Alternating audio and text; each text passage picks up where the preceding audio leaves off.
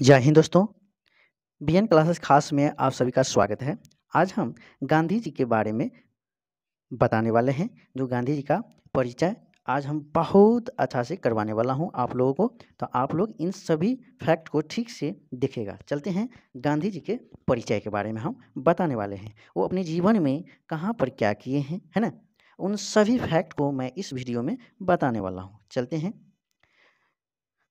यहाँ पे देखा जाता है कि गांधी जी का सबसे पहले इसका फुल नाम क्या था, तो मोहनदास करमचंद गांधी। मोहनदास करमचंद गांधी। इसका पिता का नाम करमचंद गांधी थे। जन्म 2 अक्टूबर 1869 ईस्वी में हुआ था। मृत्यु 30 जनवरी 1948 ईस्वी में। जन्म स्थान पोरबंदर, गुजरात में। दोस्तों, अंत तक आप लोग इन वीडियो को आप लोग देखिएगा। जितने आगे बढ़ते जाएंगे फैक्ट उतना अच्छा आने वाला है। ठीक है, तो गांधी जी अपने जीवन में जितना समय को बिताए हैं वो अच्छा से अच्छा काम करते आए हैं। ठीक है, तो आप लोग इन सभी फैक्ट को देखिएगा। विवाह गांधी जी का 1883 ईस्वी में कस्तूरबा गांधी से हुई।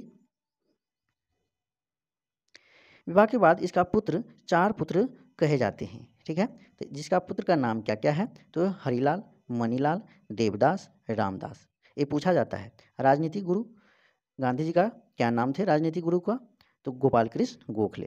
कानून की पढ़ाई के लिए इंग्लैंड प्रस्थान किए। कितना ईस्वी में गांधी जी, तो 1888 ईस्वी, मुंबई से। इसके बाद कानून बैरिस्टर की डिग्री प्राप्त वो 1891 ईस्वी में कर लिए। अब्दुल्ला के मुकदमे के लिए वो कहाँ गए, दक्षिण अफ्रीका गए। कितना ईस्वी में, तो 1893 ईस्वी में। पूछा जाता है कि अब्दुल्ला के मुकदमे के लिए गांधी जी कब दक्षिण अफ्रीका गए, तो 1893 ईस्वी। दक्षिण अफ्रीका में नेपाली कांग्रेस की स्थापना 1894 ईस्वी में किए। कैसर ए हिंद की उपाधि गांधी जी को कब मिला, तो 9 जनवरी 1915 ईस्वी को। 9 जनवरी 1915 ईस्वी को कैसर ए हिंद की उपाधि मिला है। किसका, तो गांधी जी का।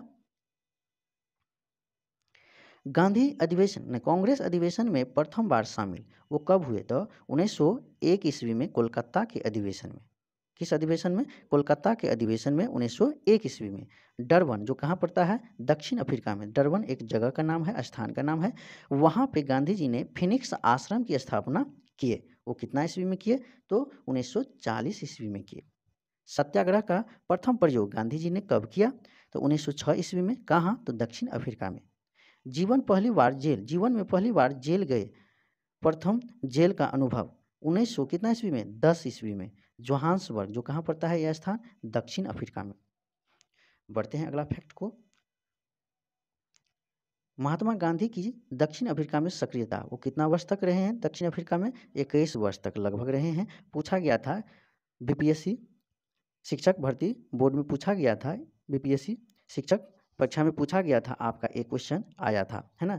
पूछा गया था कि दक्षिण अफ्रीका में गांधी जी कितने दशक लगभग रहे थे, तो 21 वर्ष है लगभग, तो 2.1 दशक इसका आंसर होना था। ठीक है, तो बहुत लोगों अच्छा सही मार के आए हैं। अब बहुत लोग इस क्वेश्चन को गलत करके आए हैं। तो दोस्तों, इस तरह से लगभग यदि पूछे कितना वर्ष रहे हैं, तो 21 वर्ष। दशक में यदि पूछ दे तो 2.1 वर्ष। समझ गए। बढ़ते हैं अगला। महात्मा गांधी का भारत आगमन कब हुए, तो 9 जनवरी 1915 ईस्वी में। साबरमती आश्रम की स्थापना 1915 में किए। कांग्रेस अधिवेशन की अध्यक्षता 1924 ईस्वी, बेलगांव कर्नाटक में पड़ता है। और आत्मकथा गांधी जी का सत्य के साथ मेरे प्रयोग जो कब लिखे, तो 1925 ईस्वी में। 1925 ईस्वी में। इसका सिद्धांत क्या था, तो सत्य एवं अहिंसा। सत्य एवं अहिंसा। अखिल भारतीय खादी बोर्ड की स्थापना 1923 ईस्वी में किए।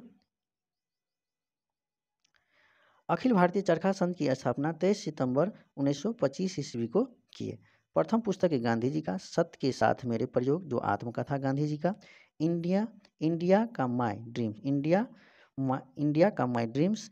अनासक्ति क्या है, इसका पुस्तक है अनासक्ति योग। इसके बाद है हिंद स्वराज जो कितना ईस्वी में लिखा है, 1909 ईस्वी में। गीता माता, स्वप्न महाव्रत, ये सभी आदि क्या है, गांधी जी के जीवन में प्रमुख पुस्तकें वो लिखे हैं। और गांधी जी ने अपने जीवन में कुछ समाचार पत्र प्रकाशित किए हैं, लिखे हैं, उसके बारे में थोड़ा जान लेते हैं।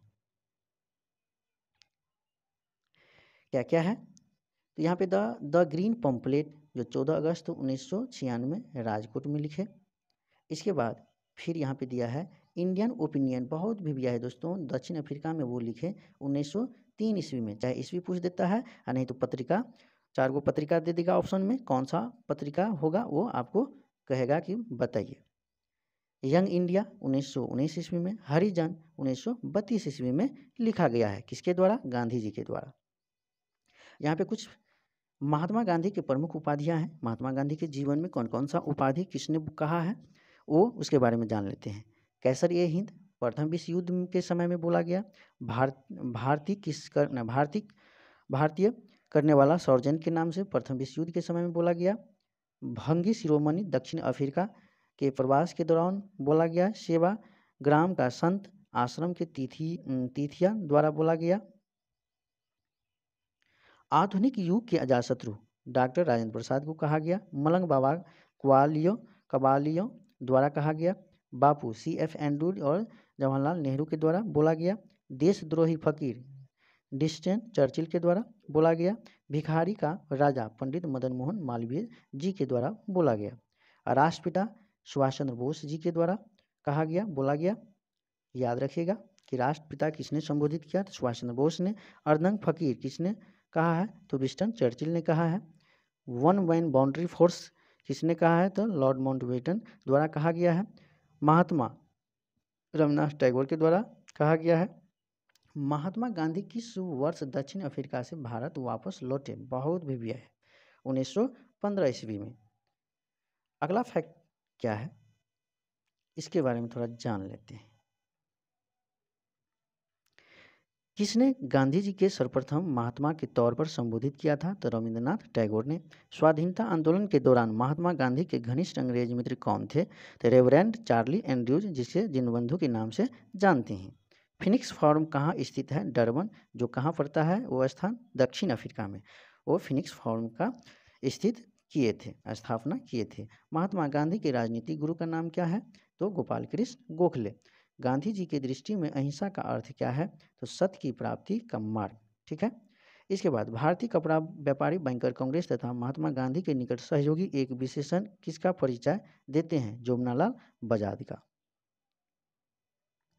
इसके बाद अगला पॉइंट है भारत के स्वतंत्रता संघर्ष के दौरान सबसे पहले सत्याग्रह किसने किया? तो महात्मा गांधी ने। महात्मा गांधी भारतीय राष्ट्रीय कांग्रेस के अधिवेशन में सर्वप्रथम सम्मिलित हुए थे। कब हुए थे? तो कोलकाता। कौन से अधिवेशन में? तो 1901 के अधिवेशन में। किसने कहा था कि विदेशी वेस्टर्न की बर्बादी ही उनके साथ सर्वोत्तम व्यवहार है? महात्मा गांधी ने। वर्ष 1915 में दक्षिण अफ्रीका से लौटने के पश्चात गांधी जी ने 1917 में चंपारण के किसानों के शोषण के विरुद्ध अपना पहला सफल सत्याग्रह प्रारंभ किया। कहाँ? तो चंपारण सत्याग्रह 1917 में। किसके कहने पर? राजकुमार शुक्ल के कहने पर।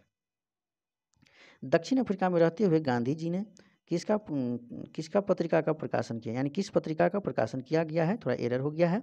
ठीक है। किस पत्रिका का प्रकाशन किया? तो इंडियन ओपिनियन। ठीक है। अनटू दिस लास्ट नामक पुस्तक के लेखक कौन है? तो जॉन रस्किन है। महात्मा गांधी के सर्वप्रथम राष्ट्रपिता कहकर संबोधित किसने किया? तो सुभाष चंद्र बोस ने किया। गांधी के नाम से पहले महात्मा शब्द किस आंदोलन के बाद जोड़ा गया? चंपारण सत्याग्रह के पश्चात जोड़ा गया।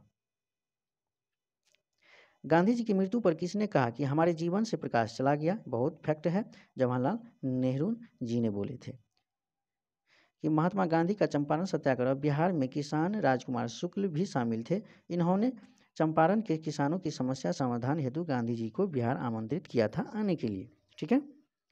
महात्मा गांधी चंपारण सत्याग्रह का विरोध किसने किया? तो NG रंगा ने। महात्मा गांधी और आंदोलन व सत्याग्रह के बारे में जानते हैं। चंपारण सत्याग्रह 1917 ईस्वी यह प्रथम वास्तविक किसान सत्याग्रह था जिसे तिनकठिया पद्धति के नाम से जाना जाता है। ठीक है। जो अनिवार्य नील की खेती विरुद्ध सत्याग्रह, जिसे तिनकठिया पद्धति कहा जाता है। इसका कहने का मतलब है किसी किसान के पास यदि दोस्त 20 कट्ठा जमीन थे तो उस 20 कट्ठा में से 3 कट्ठा जमीन में नील का खेती करना अंग्रेजों का हुक्म के अनुकूल करना पड़ता था। और जानते हैं आप लोग जानते हुएगा कि जिस खेत में, जिस मिट्टी में यदि नील का खेती 1 बार से 2 बार हो जाता था, है ना, उपजा लिया जाता था, तो उसके बाद उस ज़मीन में दूसरा कोई फसल नहीं ठीक से हो पाता था। क्योंकि मिट्टी के अंदर जितने भी उर्वरा शक्ति होते थे, वो सभी उर्वरा शक्ति को ये नील जो थे, नील का जो खेती होता था, वो नील के द्वारा शोषित कर लिए जाते थे। मिट्टी में कुछ नहीं बच जाता था, इसी के कारण दूसरा कोई फसल ठीक से उस भूमि में नहीं होता था। हमारे चंपारण के किसान को इससे बहुत क्या होता था, दिक्कत होता था, है ना? उसका दिन प्रतिदिन उसका जितने भी मतलब ज़मीन थे, वो ज़मीन दिन प्रतिदिन वो नहीं उपजने लगा था। ठीक है? तो चलते हैं अगला क्वेश्चन। अहमदाबाद मजदूर आंदोलन 1918।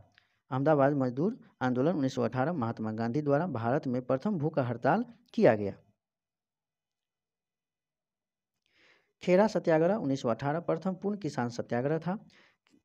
खिलाफत आंदोलन 1919 सर्वप्रथम असहयोग आंदोलन की अभिव्यक्ति। असहयोग आंदोलन कब? तो 1920 ईस्वी में प्रथम जन आंदोलन की अभिव्यक्ति थे। सविनय अवज्ञा आंदोलन दांडी मार्च जो 1930 ईस्वी में नमक सत्याग्रह के नाम से जाना जाता है।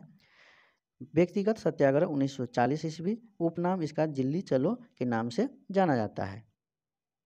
भारत छोड़ो आंदोलन अगस्त क्रांति 1942 ईस्वी, गांधी जी ने उसी क्रांति में, इसी भारत छोड़ो आंदोलन में कहा कि करो या मरो का नारा दिए थे।